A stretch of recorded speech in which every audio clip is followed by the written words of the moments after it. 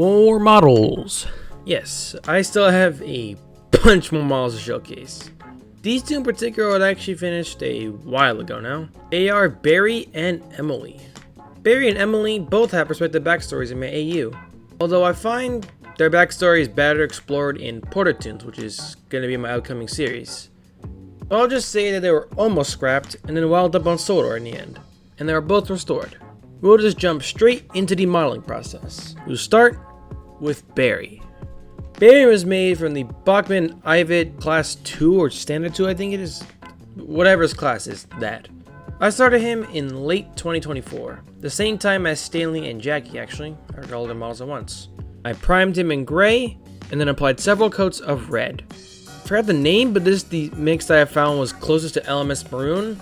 It's basically the same they use on Arthur, although the brand is a little different, so it looks a tiny bit different. Either that, or I just forgot to clear coat Arthur, but I can't remember. After applying the red, I lined them out in yellow. Toothpicks were of great help in this. I then did a lot of touch-ups in black and red, including doing the very tedious two-tone look on the tender. It's not really perfect, I know, but honest can't be bothered to keep doing this over and over again. It was very hard to get it right. I then painted the handrails in silver. I then fitted the megaphone in the cab window, and then gave the model a matte clear coat. And after that, Barry was done.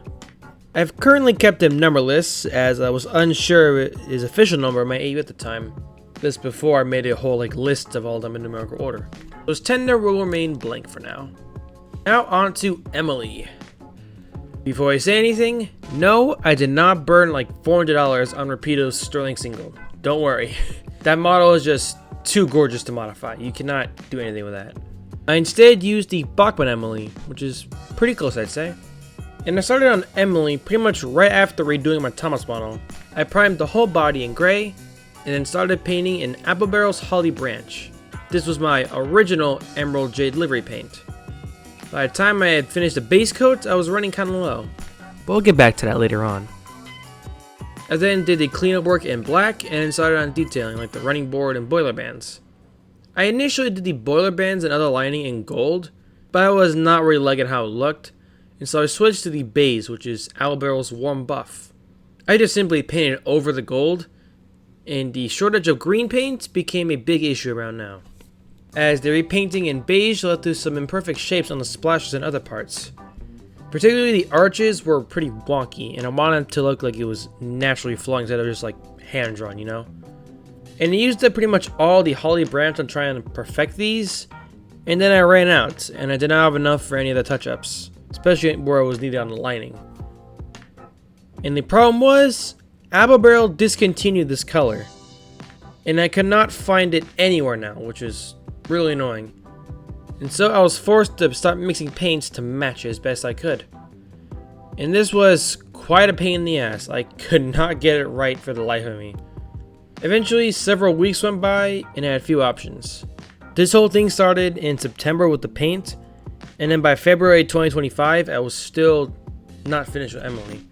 Eventually, I decided to just use the closest paint mix I already had, and then just weather her up heavily in coal dust. I had a weathering kit from Tamiya, or Tamiya? However you pronounce it. And so I applied this to Emily. This actually helped greatly in darkening the color overall, and hiding some of the imperfections and weird touch-up marks. This is also around the time that I plucked out the window pieces and glued in the megaphone. Emily was almost done. The last thing I had to add was the smokebox door. I initially 3D printed some in resin back in the summer that time, and I had multiple sizes to make sure I had ones that would match. And none of them fit exactly, unfortunately. But the smaller ones I printed did fit fairly close, just had a little gap. And so I was just so tired with this and just like over it. I just put a strip of card paper over it and glued it, and then put the piece on top. I then just trimmed out the excess paper and then just coated the thing in super glue. I then just painted over in black and add details, and then clear coated it, and it looks pretty good. And after that whole chaotic mess that was this modeling process, Emily was done. Now, I love model trains, I want to make it very clear. But my god, sometimes some models can just be a bitch to work with. But in the end, I'm just glad Barry and Emily turned out good at all, you know? There are a few things here and there I want to improve on them, but I'm pretty happy regardless. Oh, and also, by the Wednesday after this video goes up, I will be 21 years old, and private celebrations amongst my family are happening that week. So the video for next Sunday will either be a simple joke or a marathon, or just something to fill in the spot, you know, no matter an upload. Don't be surprised with that, as I will not really be sober that whole weekend at all, so drink responsibly. Thank you all very much for watching, and I will see you all same time next week.